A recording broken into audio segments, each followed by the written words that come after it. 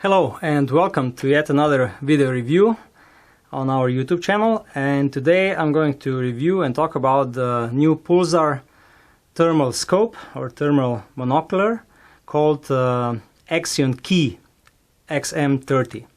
So this is the newest and the smallest thermal monocular made by Pulsar. It was introduced in 2019, so this year at SHOT Show, and later it was shown at EVA. It is the entry-level thermal monocular, and it was really big news at the beginning of the year because it costs only 1,390 euros, so a little bit less than 1,400 euros, the cheapest Pulsar thermal monocular, and it's a successor of a very successful line of quantum monoculars. So the Quantum Light was the last iteration of thermal monoculars in the Quantum series, and now they have been replaced by the Axions. So what are the differences? Well, everything is new.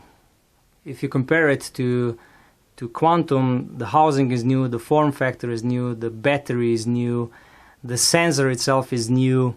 So the whole concept of the device itself is completely new. And I also believe that, like the Quantums, also the Axions will evolve from generation to generation, and this one is the first one. So what is really worth mentioning is that the whole housing is now made out of magnesium. It's very, very small. It's like 14 centimeters in length, 6 centimeters, a little bit more, 7 centimeters in height, and approximately 4 centimeters in width. So really compact device, and only 250 grams. So really, really light.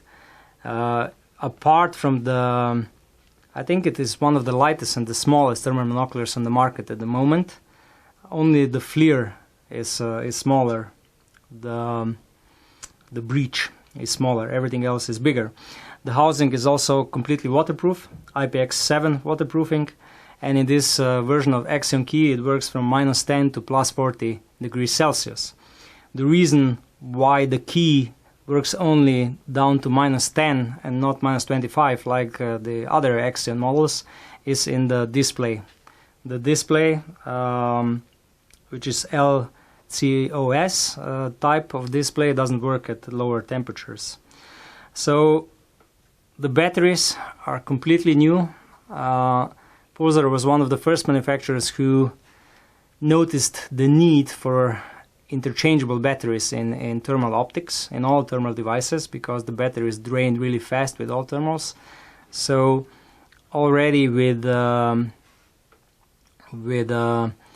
Helion series, they started to produce their own batteries for their thermal monoculars, and this really makes a big difference because you can always carry a couple of such batteries in your pockets, and you're always able to change the batteries when the need arises, and so you can use the device for a really longer period of time. With all the devices which feature a non-interchangeable battery, all the competitors, there is always a problem that when a battery runs out, the only thing what you're able to do is to plug the device into a socket and to wait until it's fully recharged. With Axions and all Pulsar devices, this is much easier. You just change the battery and you're ready to go. As you can probably see, this is the APS3 battery.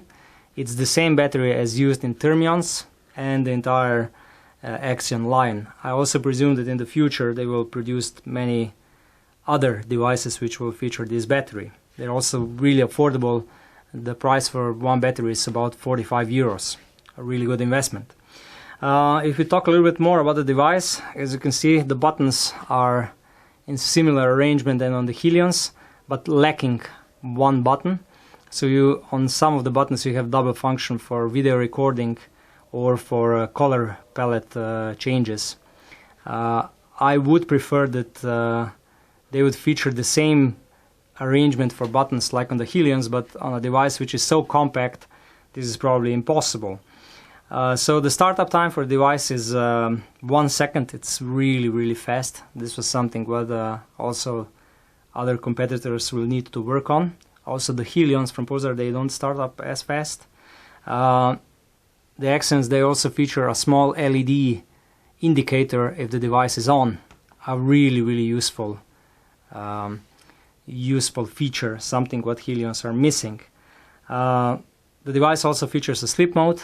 If you push the power button for a short period of time, the device will enter sleep mode and you will save the battery even more. If you want to turn off the device completely, you have to push the button for 3 seconds, and you see on the display when this 3 seconds are being counted. This device, the Key model, has no video capabilities and no connection capabilities, so no stream vision on this device. In the scope of delivery, you get the battery, you get the charger, the cable, and the carrying bag, which is really nice, small and compact. There is no battery charger, so you need to charge the battery inside of the device, and you are able to see on the LED indicator in which stage the battery charging is at the moment. The device is made in Lithuania. It comes with a 3 years warranty, and also normally with a manual and a warranty card. If I say a couple of general words regarding the form factor, I would say it was a really smart choice to make it in this form, because it looks almost like a normal laser rangefinder, even though it's not. And I also think that the quality of finish and the quality of materials of magnesium is just an astonishing level, especially because if you look all other thermal monoculars, either from other manufacturers or from Pulsar, they're all made out of plastic and rubber, and none of them come with this precision and this build quality. If I go a little bit to the sensor, the new generation of sensors is called the XM. Now in 2019, I think also only Pulsar and FLIR Bridge, only one model, feature 12 micron pixel size, so pixel pitch. Really small pixel size, the smallest. And this also talks about the fact that this is the latest generation of the sensors. The sensor is normal uncooled microbolometer. It has a resolution of 320 by 240, so a little bit lower resolution compared to the Helions and Quantums, but normally with a smaller pixel size. The refresh rate is still 50 Hz, and the calibration modes are manual, semi-automatic and automatic, like with all Pulsar devices. I do think that this sensor does show how the future will look like. Every couple of years we'll get the sensors with similar resolution but smaller pixels, which will give you a better detail. You will be able to see better details. When we were testing Pulsar Axions with other devices, this is noticeable.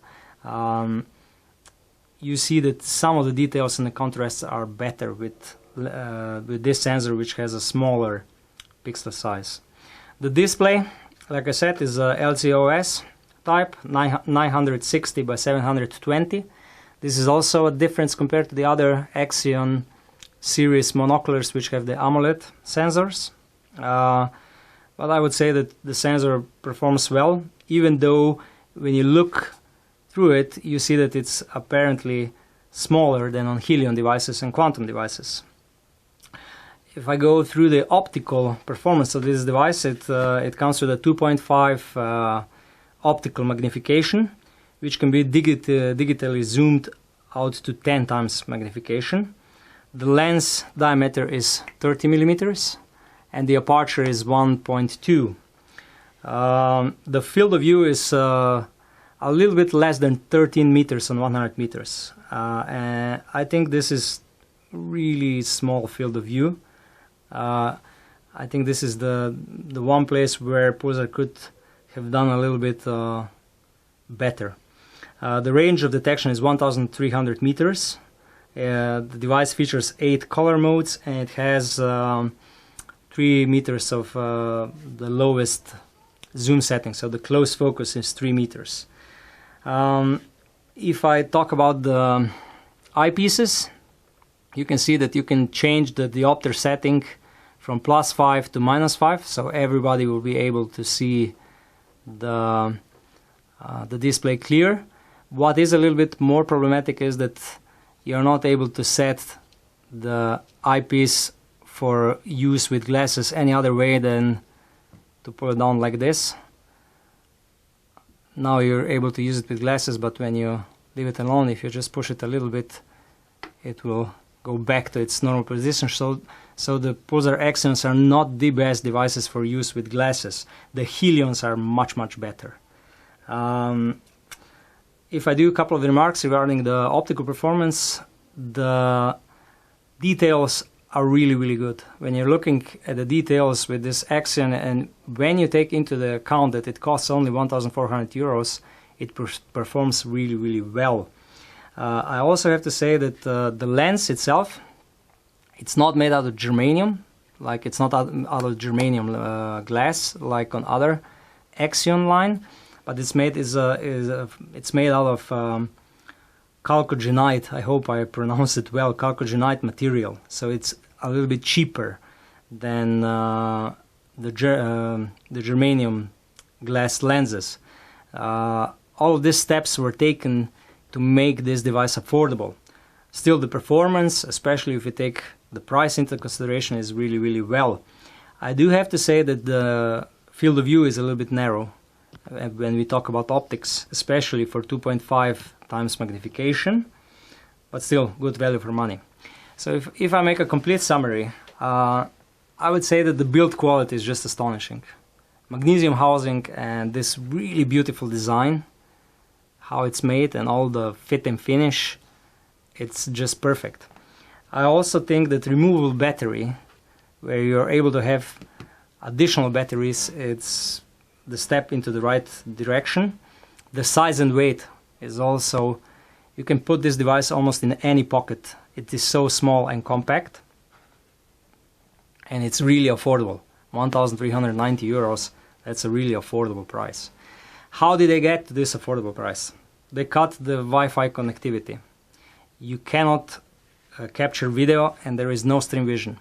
These are the 3 points where they cut the costs. The second or the fourth point is the lens material.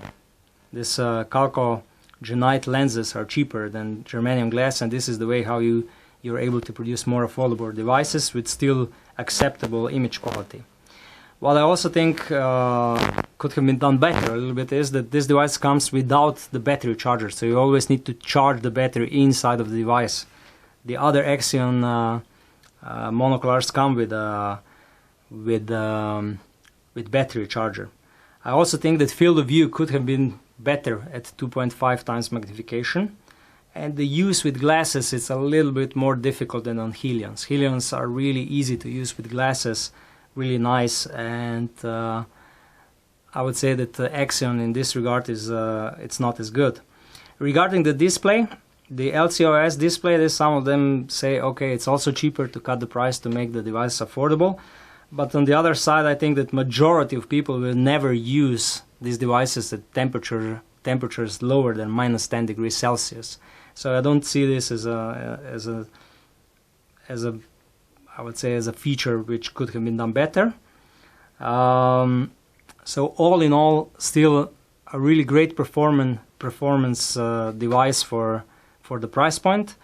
If you wish to have even better options, then there are two other models in the Axion series. You can go with the XM30, really similar device, just with a different lens material and different display, and normally additional Wi-Fi features and video capturing capabilities, or with an XM38, which is a completely different device and 1,000 euros more expensive. Okay, I hope you found this video useful. Check other videos in our channel and see you in those videos.